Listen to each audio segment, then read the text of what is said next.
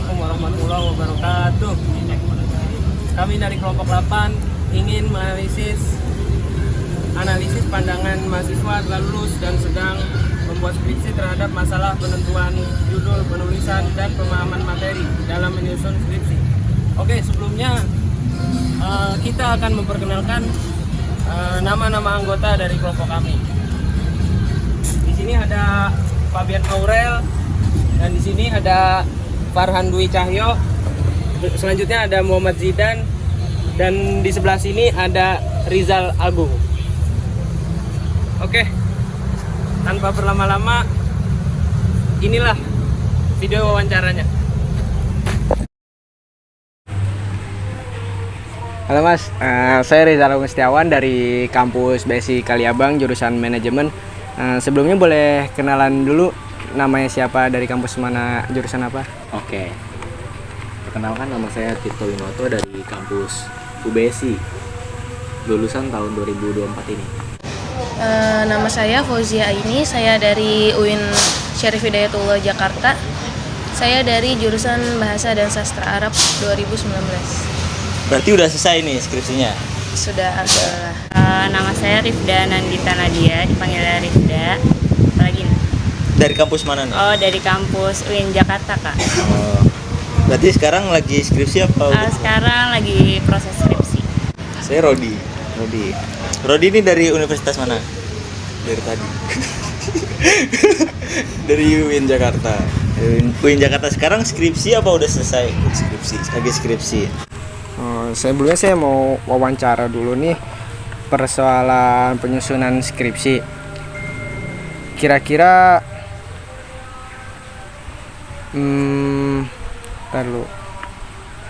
Kira-kira menurut Masnya tuh gimana Masnya menentukan judul skripsi? Terus apakah ada kesulitan dalam menentukan judulnya? Kalau saya awal-awal itu nyari-nyari dulu nih, searching. Bikin dulu nih beberapa referensi, kayak 5 judul atau beberapa. Nanti baru kita bimbingan kan, menentukan judul. Nanti dosen juga ikut kebantu tuh. Kayak judul yang cocok apa, yang udah banyak apa nih, nggak boleh. Misalnya judul udah banyak yang make tentang ini, nggak boleh. Gitu sih. Menentukan judul skripsi, jadi awalnya tuh saya nyari topik terhangat tentang pendidikan, kan saya tentang pendidikan ya Kak. Nah terus dosen saya juga menyarani lewat ChatGPT. Sebenarnya kita kan bisa manfaatkan AI kan kalau sekarang. Jadi saya cari topik hangat, masalah terbaru dari pendidikan itu gimana. Kan yang paling terbaru itu tentang kurikulum ya, karena kurikulum 3 tahun lalu itu baru berubah jadi kayak gitu. Dari situ sih. Untuk pertama kali dalam melakukan penelitian skripsi ini mungkin kita perlu banyak riset-riset dari baca-baca repositori dan artikel-artikel yang ada di internet ya. Jadi saya mencoba untuk membaca contoh-contoh skripsi yang ada di UIN Syarif Hidayatullah, bagaimana cara penulisan skripsi pada jurusan saya ini. Kesulitannya gimana kira-kira? Kesulitannya pertama mungkin karena skripsi saya kali ini menggunakan bahasa Arab, jadi saya perlu membuka banyak kamus karena tentu saja pasti ada beberapa kosakata yang tidak saya ketahui, jadi saya perlu membuka beberapa kali. Kemudian perlu membaca buku-buku dari negara timur. Ya udah, cari-cari sumber-sumber di repository sama Google Scholar dan lain sebagainya gitu. Sama di perpus lah.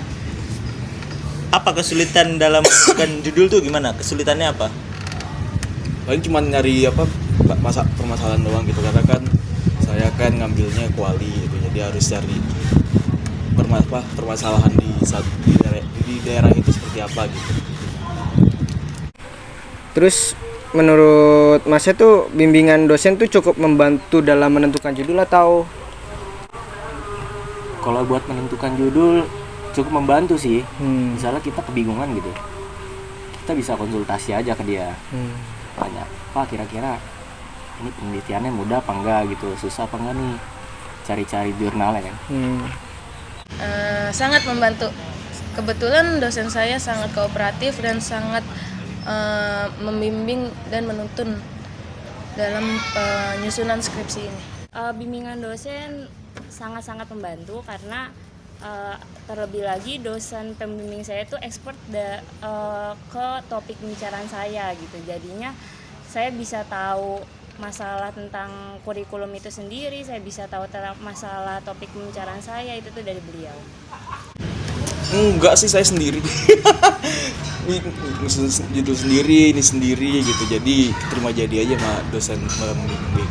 Dosen akademik sih kalau misalnya buat sebelum skripsi, kalau misalnya udah dapat judul, udah 19 proposal baru udah spam gitu. Berarti dosen tidak ikut andil lah. Iya.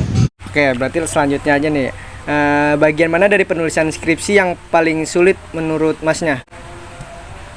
Penulisan skripsi yang paling sulit. Iya, Kalau yang paling sulit itu sebenarnya bab 4. bab 4. Karena itu kan isinya kan pakai rumus-rumus. Terus yang susah juga nyari-nyari jurnal ya. Oh iya, betul. Nyari referensi-referensi. Iya, itu susah itu. Yang paling sulit tentunya setelah memahami materi inti tentunya adalah bagian bab 4, yaitu dalam pembahasan di mana kita harus mengobservasi dari teori dalam meneliti objek yang kita kaji tersebut, seperti itu.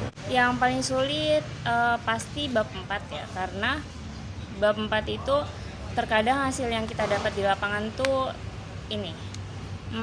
jauh dari ekspektasi gambaran kita sebelumnya, kayak gitu aja sih. Iya, jadi terkadang misalkan sebelum penelitian kita tuh kayaknya hasilnya bakal seperti A, B, C, D, E, F, G misalkan. Ternyata yang kita temuin hanya cuman A, B, C, D. Nah, itu yang harus kesulitannya di situ sih. Kayak gitu. Ya paling penelitian aja sih, nyari bahan gitu buat nyari sumber bab 4, karena kan mau kuali mau kuanti itu sama-sama data gitu kan. Sulitnya kalau kuali itu kan dia wawancara gitu. Jadi harus datanya ya harus ketemu sama orang dan sumber wawancaranya juga harus sesuai gitu. Oh, berarti kesulitannya sumber wawancaranya. Ya.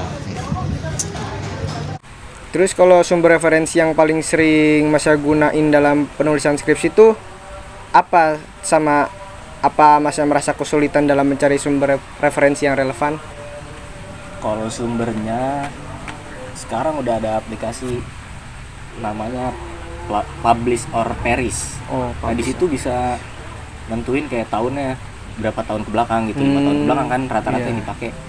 Nah, itu bisa kita langsung setting, dapat, nggak usah nyari-nyari ribet. Udah lebih gampang berarti ya.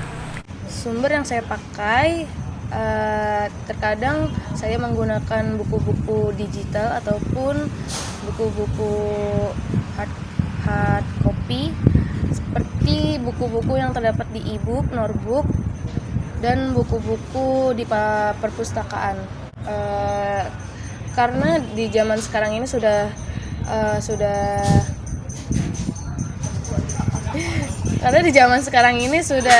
sangat difasilitasi oleh internet, jadi sangat mudah sekali dalam mencari sumber tersebut.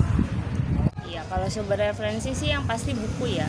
Buku karena kita kan juga tentang teori segala macam itu kan awal mulanya dari buku-buku. Dari buku, jurnal, udah sih kayak gitu. Enggak sih, sebelum nggak terlalu sulit karena sekarang udah banyak e-book, udah banyak website e-booknya, terus habis itu perpus juga di mana-mana, jadi nggak sulit sih. Sumbernya Ya itu tadi udah dijelasin kan di awal, yaitu dari beberapa jurnal dan ada revisi dari kampus dan perpus juga khususnya gitu dalam skripsi yang sebelumnya gitu.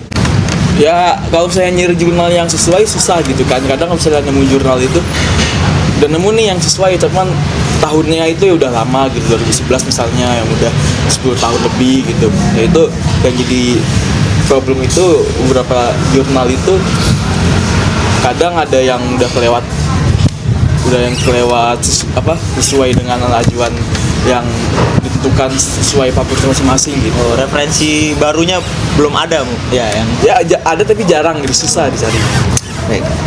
Terus Yang terakhir nih, seberapa baik pemahaman Masnya terhadap materi yang dibahas dalam skripsi nih?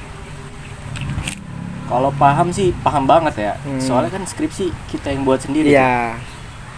Jadi kita nyari materi yang sesuai dengan kemampuan kita. Iya. Gak usah nyari bagus ya, yang penting cepat kelar, lulus. Oke, Gitu siap, sih. siap.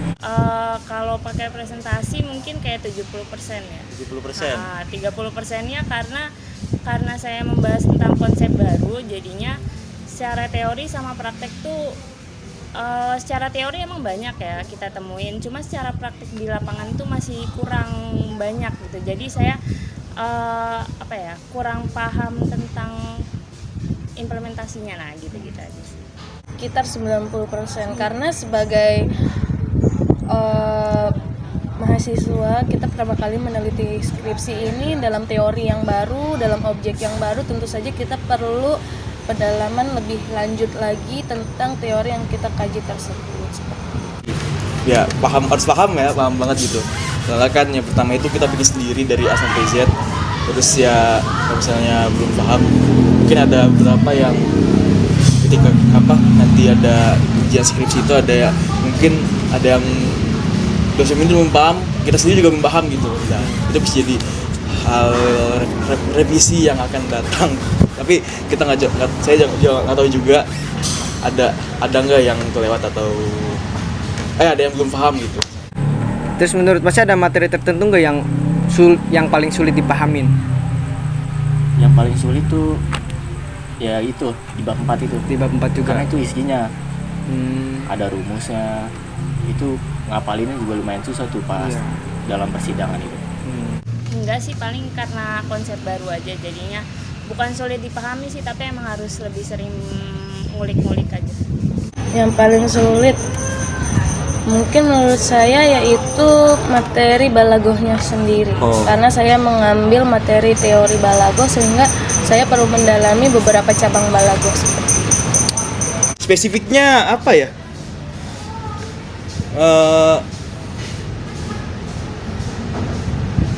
Yang materi sulit tuh gimana? Ya paling kalau materi itu sebenarnya enggak. Kalau sebenarnya dari judul sih sebenarnya, kalau misalnya materi sulit itu kalau selama saya bikin itu belum ada gitu ya kan. Paling kalau misalnya ada revisi dari dospem itu kan misalnya ada tambahan materi ini, nah itu mungkin kesulitan di situ. Oke, berarti udah segitu aja Mas ya. Makasih ya Mas ya. Makasih banyak ya. Nah guys, itu dia tadi cuplikan wawancara dari kelompok kami, bertentangan dengan menanya-nanya tentang bersama mahasiswa yang sudah lulus skripsi, lulus kuliahnya dan sedang mengerjakan skripsi. Itu saja, sekian dari kelompok kami. Kurang lebihnya mohon maaf. Wassalamualaikum warahmatullahi wabarakatuh.